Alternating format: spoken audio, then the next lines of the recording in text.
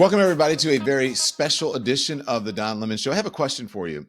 Who watches The Watchmen? Who watches The Watchmen? Who polices the police? Who are the police of the police?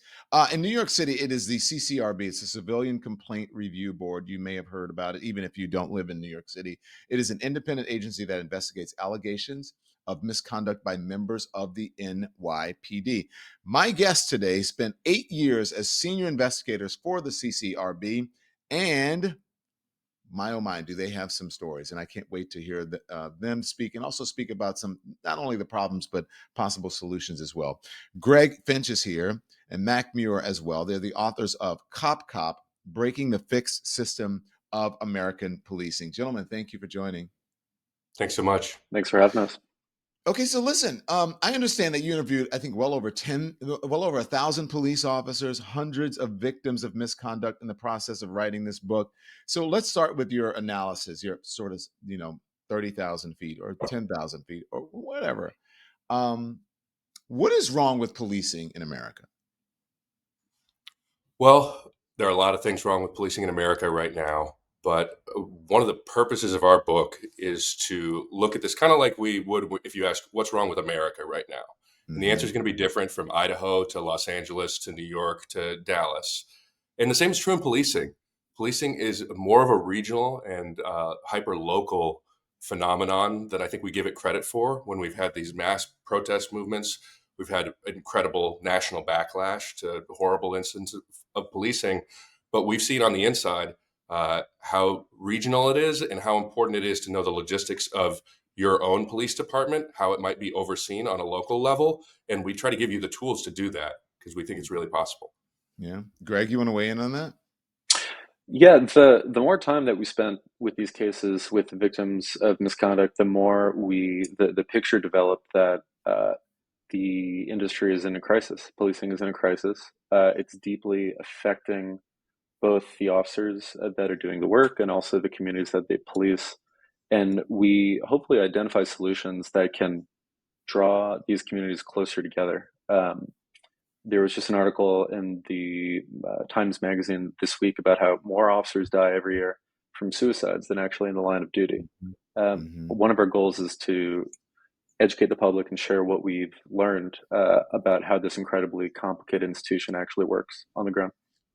Do you think, I mean, you said, I read that you interviewed 1,000 police officers and hundreds of victims of misconduct in the process of doing this, but you worked for the CCRB in New York City. Do you think that that is a fair indication of what is happening in most police departments around the country? Because people may say, New York City, I mean, that is a different animal. You can't judge every police department by New York City. Absolutely. First, New York City is the Vatican City of policing. It is the place from which a lot of policing policy around the country is shaped. And it's second, we've had the privilege of working with folks across the country who work both in law enforcement and law enforcement oversight. So I spent the last couple of years working as the executive director of the Police Oversight Agency in Oakland, California. I've been very involved on the national scene with different issues from region to region, state to state. So we've got a lot of perspective on that. I know it's a New York-centric story because that's where we were working. But you can certainly connect the dots and see how the NYPD is influencing a lot of places, both culturally and in policy. Yeah. So you had some unique aspects or unique insight and access into the inner workings of police oversight. Talk to me about investigating police and misconduct. I'm sure they do not like it. How did it shape your perspective of this, what is known as the blue wall of silence, Greg? One of the fun things about working at the CCRB is that you're surrounded by a lot of like-minded, usually investigators in their 20s, with usually liberal arts backgrounds, who want to improve their community, who want to learn about the basics of civil rights, how policing works, and how to mesh those two together. It was a culture shock. One of the stories in the book is Mac and I going to the police academy together and feeling like we stepped into another planet. I think that what we learned about the blue wall of silence. Can you tell me about that? I'll keep it in mind, what we learned. Why did you feel like you stepped into another world? I'll let Mac take that one. No, I mean, it's a highly militarized environment. And I mean, that's just as a civilian speaking. I think that Yeah. the policing culture is hyper insular. We really talk about that from having spoken to cops directly, and trying to really explore where that comes from. We really pinpoint the Irish origins of the NYPD and the culture that comes from that is critical to understanding modern day policing, because those techniques for avoiding accountability can be traced back to the earliest stages of the NYPD, and those techniques have also been shared around with police departments around the country. Mhm. And it's critical to understand how it looks on the ground, whether that's the famed I don't recall, or other techniques to avoid accountability that will always tie back to what's happening in your local police department. Yeah. Greg, you said, what did you learn in the process? Yeah, I think that we saw a lot of behavior that initially didn't seem to make sense. That we, over the course of really writing the book, traced a lot of it back to the the roots of the police department, which go back to NYPD is the oldest police department in America, depending on who you're talking to from Boston. Goes back to the Metropolitan Police, 1825, but most critically was shaped by waves of Irish immigration in the late 1800s after the Irish potato famine. There's been this emerging scholarship about the Irish influence on the NYPD, and also, we quote former deputy commissioners of the NYPD who say that John Timoney said that the blue wall of silence has its roots from that he knows being an Irish schoolboy. It goes back to years and years of fighting colonial repression. And one of And the yeah. and let me just add to that, because we're tracing the Irish history here. What we really learned is two things. First, America is, as I think we all know here, failing over police communities. Right? Hmm. We have the NYPD obstructing management of stop and frisk. They're still Yeah. under federal monitorship. Where they have policies that have failed and continue to harm Black and Brown communities disproportionately. And what we also delve into is that America's failing law enforcement as well. And we, having spoken to so many cops, see that the left has failed to distinguish between a good cop and a bad cop, and that is a real phenomenon. And the Mhm. right has said that we want to have cops play God in the hood. That's Mhm. and between those two ideas, you have departments drifting rightward. You have officers not having progressives vote for whistleblower protections, vote for progressive policies within police departments, because we said defund. But the reality is that you actually need to understand how the logistics of these departments work, because it's complex, it's built to last. Mhm. And until we have community involvement and police oversight, the system's going to keep on failing us, and we're going to keep ending up with folks like George Floyd. Yeah, Tragically. yeah. Let's continue. I want to talk about that. So I'm going to say that to. I'm going to table that for a second. But if you were saying, let's talk about the roots of the police department, and it's from its Irish roots. If you're saying, let's talk about it from its African American roots or its Italian roots, and I would say, what is it about Irish roots? What does that mean? Oh, well, there was a juncture where 70-80% of the NYPD was first generation Irish or But does from that Ireland. mean like Irish people are more aggressive? Does it mean that they Oh, are more secretive? And what does that mean when? no. Yeah. So in practice, you find that, right, there's a cultural heritage that comes over post post Irish potato famine, where there is an understanding, we argue, that English common law, the law from which they came, is meant to steal land, that it's a cheap deal. And ultimately, you have a lot of corruption rackets that follow, where once Mhm. the Irish are empowered with the strength of this law derived from English common law, that they end up manipulating it for financial gain. And that you have a battle between Protestant and Catholic values in the department as it's shaped, and that you also have echoes of what's been going on in Ireland, which is anti-colonial methods to avoid being destroyed. And we really delve into that secrecy. We delve into the brotherhood mentality that you need to have to survive from the Irish perspective, and how that's been reshaped into not an anti-colonial tool in its present form. It sounds like the mob or the mafia. We don't see it like that. We see it as a, You guys and are I the mean, thing about it. You both, by the way, you can't. I don't know if you can see each other, but you both did the same head move, and I mean, it sounds sort of like a mob mentality, though. I mean, it does when you describe it. I think that everyone needs brotherhood in in a traumatic environment, and I think that there were things reinforced in policing, and there's just the reality of policing that you're going to see a lot of violence. You're going to see the people in their worst days of their lives, and I think that's been shaped. One of the things we really go into, if you're going to look at it from the mafia perspective, as you put it, is the importance of women in policing and how in 2020 we really failed to identify that as a key Mm, issue. That mm, about 3% of leadership in American police departments is women. About 14% overall of American law enforcement are women, and that they changed that dynamic really significantly, and that's been well studied. And it's mm. something that needs to be focused on in the future, and that we all have the capacity to change.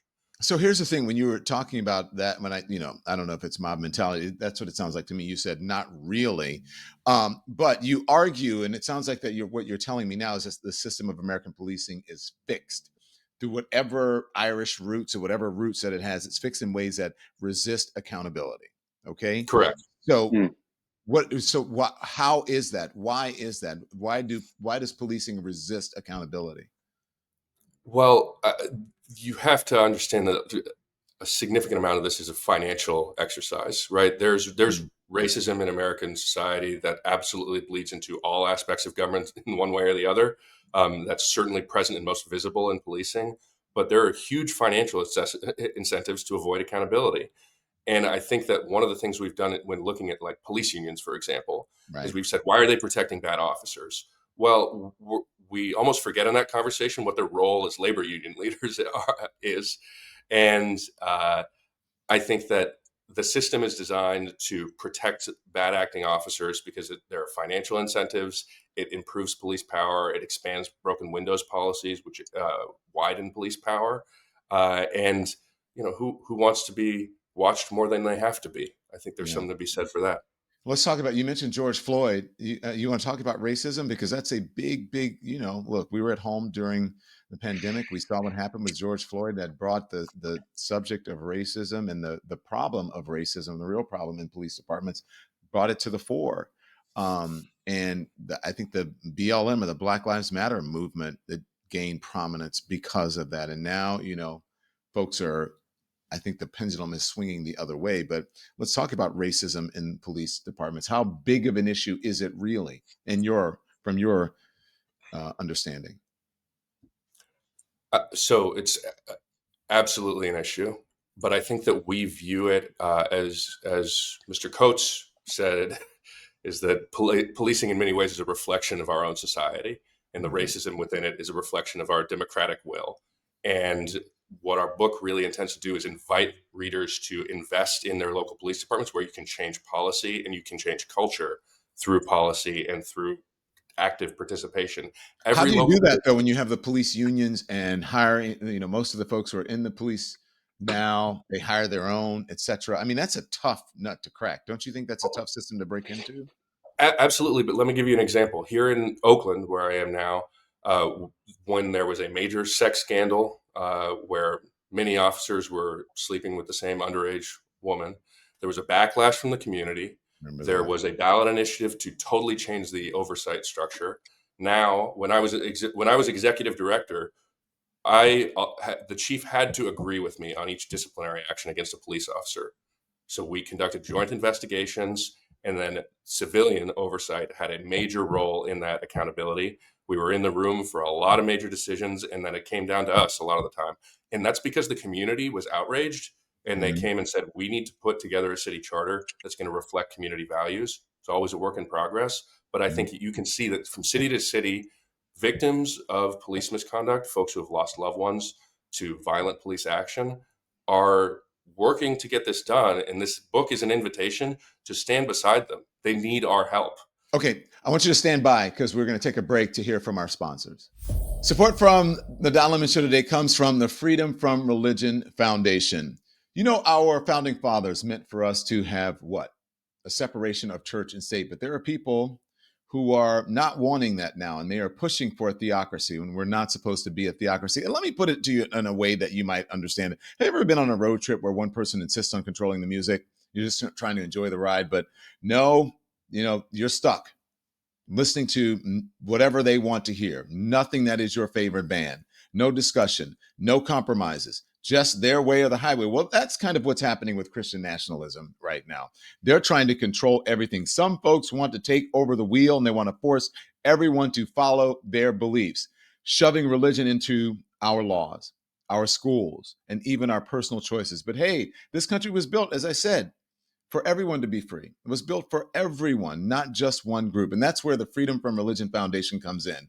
Think of them as a GPS, keeping church and state in separate lanes, just like the founders actually intended. So whether you've always been secular or you left religion behind, if you don't want someone else who is dictating your trip for you, here's what you do.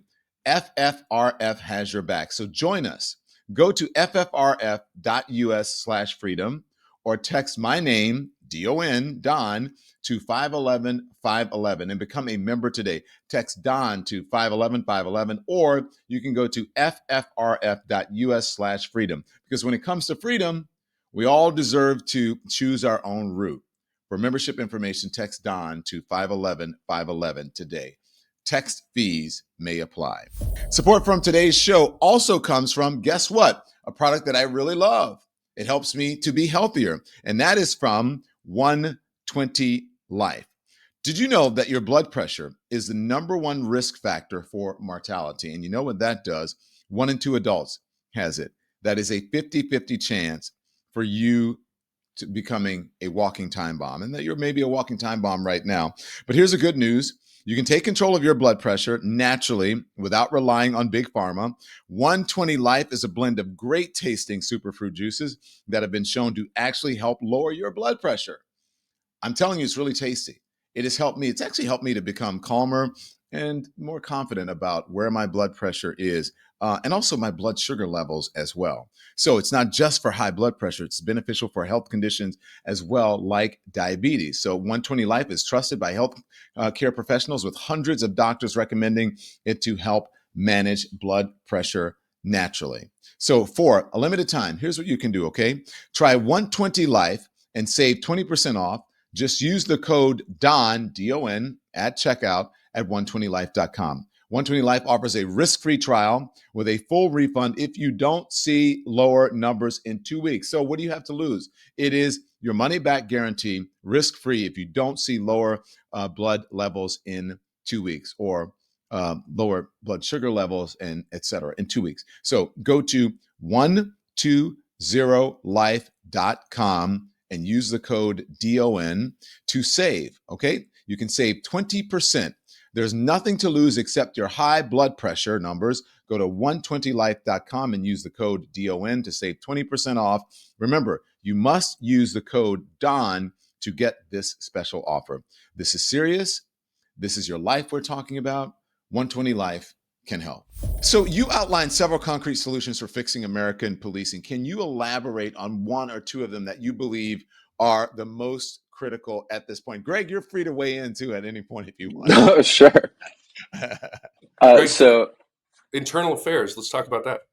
yeah, we, over the course of the book, one of the main agencies that kind of negotiates our record access, to the point where every single request that we receive at the CCRB needs to go through another internal affairs officer. We grew pretty disillusioned with the effectiveness of internal affairs. Honestly, over the course of when 2020 happened, over the course of the protests, we were expecting this to be a larger part of the conversation that never seemed to materialize. But step one would be to civilianize or get rid of internal affairs. Oh, wow. Were they open to that? It doesn't matter. I mean, at the end of the day, so first of all, at the end of the day, the concept of internal affairs, imagining this for any other government agency that was wielding the power of violence, that you'd be overseeing yourself, right? That you'd have a hospital board where the only form of serious accountability was internal. If lawyers, it was just the lawyers at the law firm had to police themselves. Mm-hmm. This is a huge gap in accountability. And we saw in New York embarrassing circumstances, embarrassing failures of accountability. And I know the NYPD credits itself as great on accountability. I would ask the federal monitor about that. I would ask the record on stop and frisk. I would ask the many scandals that have happened most recently, and ask yourself, is that what we want? We don't have to have that. There are professional investigators who are excellent at investigating police misconduct, and they need to be part of the conversation. And this is about democratic will, Don, is can we demand these specific asks as opposed to the broader calls for action? But when you go in and you deal with these things, I mean, you have to get you're encountering a culture and an attitude that has been there for a long time. When you go in and you tell officers, well, you can't police yourselves, right? You can't, internal affairs, you need to get rid of internal affairs. I am sure that you are met with the most resistance possible, but yet you say it doesn't matter. We still have internal affairs going on in police departments right now. Absolutely. Although across the country, there have been efforts to phase this that have been successful in part, Yeah. and it's come very close in some cities. What I would say is that it doesn't matter from an ideas perspective. Like, we must demand this as as citizens, but at the same time, the police department isn't an entity unto itself. It's responsive to political actors, and these are demands that must be made to city council folks. That's the only way to get it done. City councils, mayors, city administrators, city managers, they need to get the pressure and to understand that this needs to change. Do you guys see, often as a person of color, I get it that, my interactions and my encounters with police are quite different than my white counterparts, right? I mean, my husband is white, and his interactions with police are quite different than mine. And look, I'm an upstanding citizen, so to speak, whatever. But then, oftentimes when I'm encountered police officers, either like, okay, you were speeding, or your tail light is out, or whatever it is, it's often an aggressive approach for something as a minor infraction as you cannot park here, and it's, and I go, why are you being so aggressive? Like, you are a public servant. Can't you say, hello, sir? You can't park right here. There's a no parking sign here. Or, sir, did you know that your tail light is out? It's just like, license and registration. You're like, Jesus, like, what, why so aggressive? So is there a different in treatment of people of different ethnicities, and is that sort of aggressive approach you find something that is quite common among all different demographics when police officers approach them?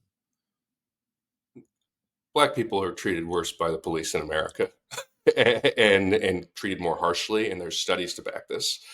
And there's, as you well know, a million anecdotes to follow that. We've met with those victims. We've met with the people struggling with that. It's devastating. And what we saw in New York is, if you go to Brownsville, you go to East New York, you go to the South Bronx, it's a totally different universe. To be a poor Black person in one of those communities is to be in peril, and the constant fear and pressure and anxiety.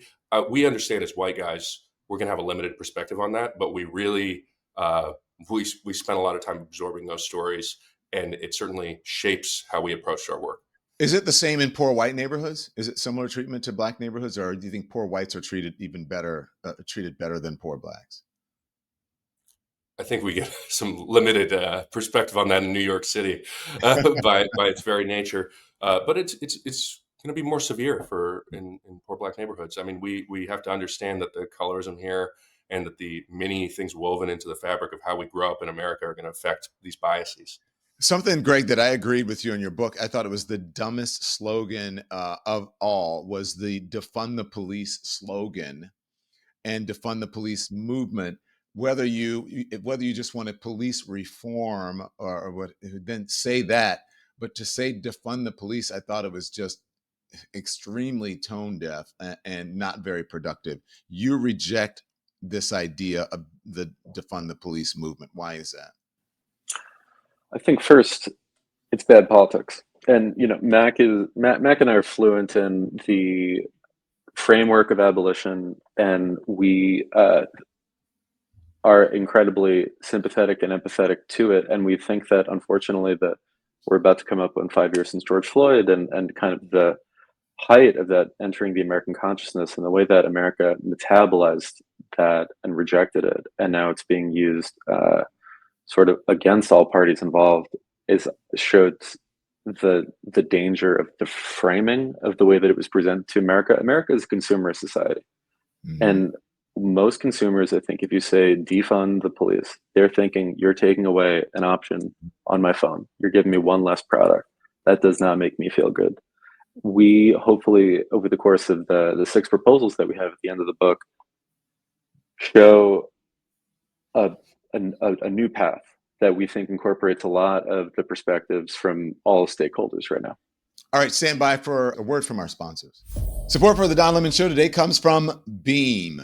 Let me tell you about my sleep experience and how Beam helped me with. It's a powder drink, right, that you mix up, and I'm going to tell you about it.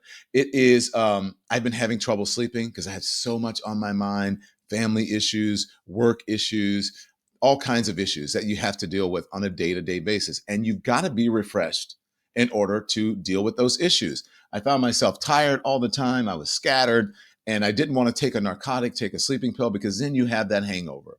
And so then I got this product called Beam, and it has helped me tremendously.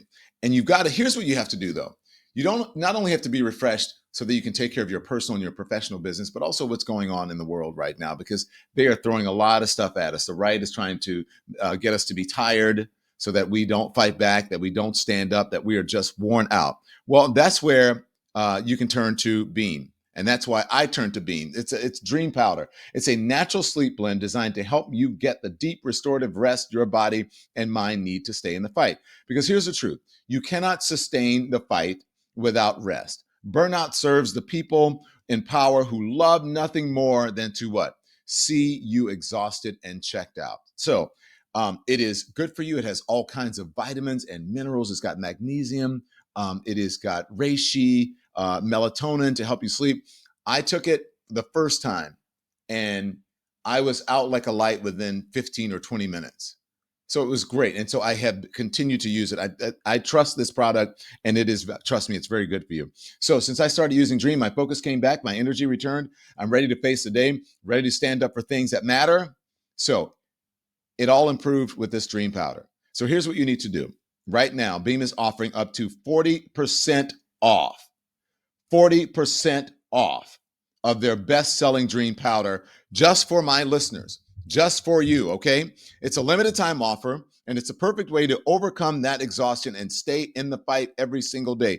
Go to shopbeam.com. Use the code LEMON, L-E-M-O-N. Go to shop, SHOPBEAM.com/lemon, and use the code LEMON for up to 40% off. You cannot beat that. Sleep well, wake up ready. The fight continues, everyone. And support for today's show also comes from Wild Alaskan. Okay, so let me tell you about Wild Alaskan. I love fish, and I'm always shopping for fish, but I'm always concerned about too much mercury, too many chemicals, all of the pollutants and stuff in the ocean and in the waters and in the lakes and everything. And so I found out about this Wild Alaskan, and I no longer have to worry about that. They are the trusted seafood place of choice for me, and it should be for you. I used to question everything from nutrition to taste and sustainability until I discovered Wild Alaskan Company. So Wild Alaskan Company is the best way to get wild caught, perfectly proportioned, nutrient-dense seafood delivered directly to your door. You don't have to go shopping for it. Trust me, you haven't tasted fish this good, okay? So it's 100% wild caught, never farmed. This means there are no antibiotics, no GMOs, no additives, just clean, real fish that support healthy oceans and fishing communities. As I said, it's nutrient rich. It's frozen right off the boat, so it locks in the taste. It tastes fresh whenever I get it. It's very fresh, okay? So here's what you need to do. You can try this. Go to wildalaskan.com/lemon. Okay. wildalaskan.com/lemon.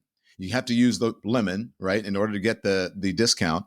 If you're not completely satisfied with your first box, Wild Alaskan Company will give you a full refund. No questions asked, no risk, just high quality seafood. Go to wildalaskan.com/lemon for $35 off of your first box of premium wild caught seafood. That's wildalaskan.com.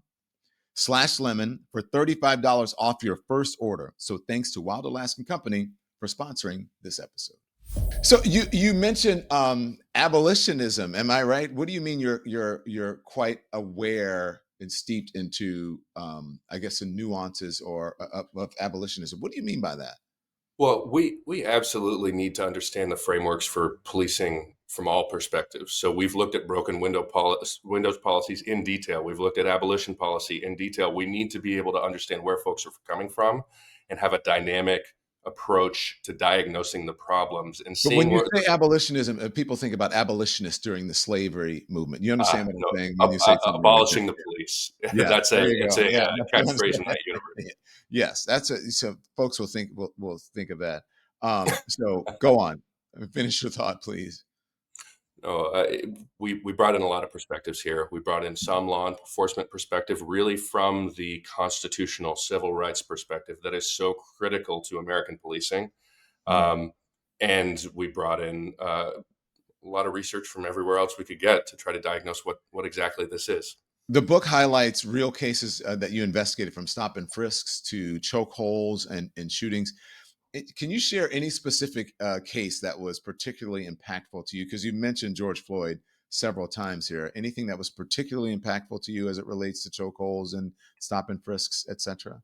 Yeah, let me give you an example. We both investigated very serious cases, folks dying, but I'll say here's a horrible case. A man goes to a block party. He acts as a peacekeeper between cops and a crowd of individuals.